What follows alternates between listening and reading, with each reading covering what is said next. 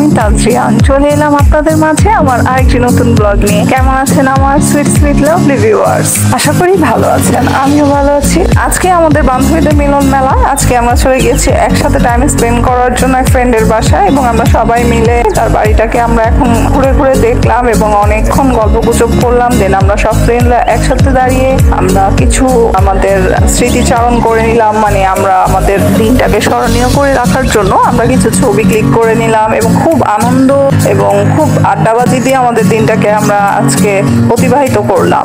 তো যাই হোক, আমরা শুধু যে আড্ডা দিই তা না, আমরা কিন্তু অনেক কাজের কথাও বলি। সব সময় তো আমি বলে থাকি যে আমি খুব আড্ডা দিই না, আমাদের ভেতরে অনেক টেনশন কাজ করছে, সেই টেনশনটাকে আমরা কাটানোর জন্য জাস্ট আমরা একটু চিল করে নেই। তো যাই হোক, আমি যতটুকু জেনেছি যে বাঁচতে হলে প্রতিটা দিনকে আপনার উপভোগ করে এনজয় করে বাঁচতে হয়, সেটা যে কোনো পরিস্থিতি হোক নিজেকে সেভাবে করেই চালিয়ে নিয়ে যাওয়ার মূল মন্ত্র হচ্ছে জীবন। এবং আমার কাছে জীবনের মহত্ব হচ্ছে যে যতটুকু সময় আমি সজাগ থাকবো, সবাইকে নিয়ে আনন্দ উৎসব করে হাসি ঠাট্টার মাঝে মনের মধ্যে কোনো গ্লানি কোনো অবসাদ আসতে দেওয়া যাবে না, এই ধরনের একটা ফিল আমার ভেতরে কাজ করে। এবং আমি যেহেতু জীবনের অনেকটা অনেক উঁচু মরুভূমি এবং আমার জীবনটা অনেক কাঁটাযুক্ত একটা কষ্টেরই জীবন বলতে পারি, সেটাকে আমি আসলে সবসময় আমার মানে যদি আমি বেশি চিন্তা ভাবনা করতে চাই দেন আমি অসুস্থ হয়ে পড়বো। তাই এটা হচ্ছে যে আমার জাস্ট একটা নিজেকে হ্যাপি রাখার একটা হচ্ছে মোমেন্ট বলতে পারেন। যাই হোক, আমরা এখন বান্ধবীরা মিলে নাস্তা সেরে নিচ্ছি। আমার বান্ধবী, তার মেয়ে খুব লক্ষ্মী, তার মেয়ে আমাদের জন্য, আমরা যতক্ষণ গল্প করছিলাম কিচেনে বসে, তার মেয়ে আমাদের জন্য সদ্য তালের পিঠা তৈরি করলো, তালের বড়া যেটাকে বলে, এবং গরম গরম পরোটা ভেজে দিল, ডিম ভাজি করে দিল এবং চা খাওয়ার জন্য ফোর্স করছিল, বাট আমাদের হাতে সময় ছিল না। দেন আমাদের খুব দৌড়ে যেতে হবে, আমাদের বেবিদের পিক করতে হবে। দেন আমরা অনেক ফ্রুটস খেলাম এবং ভাবির বাসা অনেক অনেক অনেক এনজয় করলাম। এবং মেবি ভাবিটা হচ্ছে অনেক আন্তরিক এবং খুব দুষ্ট এবং খুব রসিক বলতে পারি। ওর সাথে থাকলে সময় কিভাবে কেটে যায় সেটা বলে। মূলত আমরা সব ফ্রেন্ডরাই সবাইকে নিয়ে থাকতেই বেশি পছন্দ করি। দেন বাসায় চলে এসেছি এবং অ্যাজ ইউজুয়াল বাসায় আসলে যেটা হয়, কিচেন সেট আপ, রান্না বাড়া, ঘর গোছানো, ডাস্টিং, ক্লিনিং। এখন হচ্ছে যে আমি আমার কিচেনটাকে ক্লিন করে নিয়েছি, এখন আমি শাওয়ারে চলে যাব।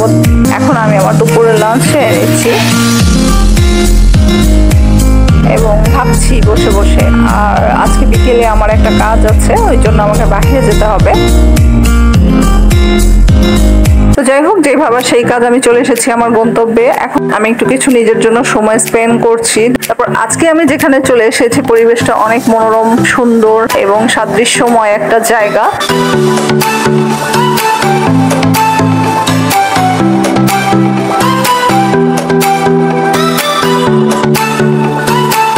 যাই হোক, আমার এখানে আসলে খুব ভালো লাগে। আমি এখানে সময় স্পেন্ড করতে, হাঁটাচলা করতে, ডক্টর যেহেতু আমাকে অনেকটাই হাঁটতে বলেছে এবং ওই জন্য আমার এক্সারসাইজের জন্য বলতে পারেন আমি একটু হাঁটাহাঁটি করি, আমি চেষ্টা করি একটু হাঁটাহাঁটি করার।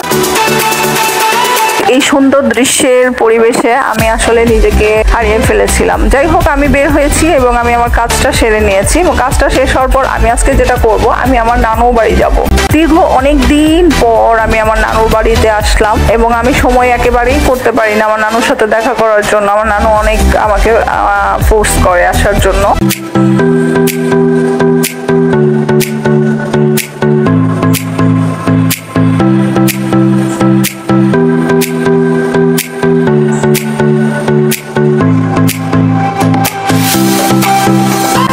আজকে আমি আমার নানুর সাথে মিট করতে পেরে নিজেকে অনেক হ্যাপি লাগছে এবং আমার নানুর বাসায় একটা বিল্লু আছে, দেখতেই পাচ্ছেন।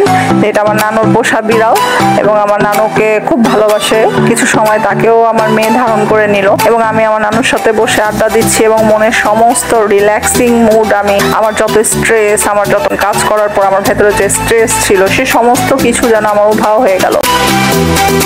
দেন আমি আমার নানুর বাসা থেকে এখন আমি আমার বাসায় চলে এসেছি। বাচ্চাদেরকে বিকেলে নাস্তা করতে দিয়েছি, এখন বাচ্চারা নাস্তা করছে আর আমি আমার রুমে রেস্ট করছি। তো আমার বেবিরা জিজ্ঞাসা করছিল যে আম্মু তুমি এতক্ষণ কোথায় ছিলে? তো আমি বললাম যে আমি আমার কাজটা শেষ করে আমি আমার নানু বাড়ি গিয়েছিলাম। ওরা বললো আমাকে কেন নিয়ে গেলে না, ওরাও খুব মিস করে ওর বড় মাকে। যাই হোক, যেহেতু আজকে কাজের পারপাসে ওখানে যেতে হয়েছে এবং আমি একাই গিয়েছিলাম, তো ওদেরকে নিয়ে যাওয়া হয় নাই। আবার যখন যাব ভাবলাম ওদেরকে সাথে করে নিয়ে যাব।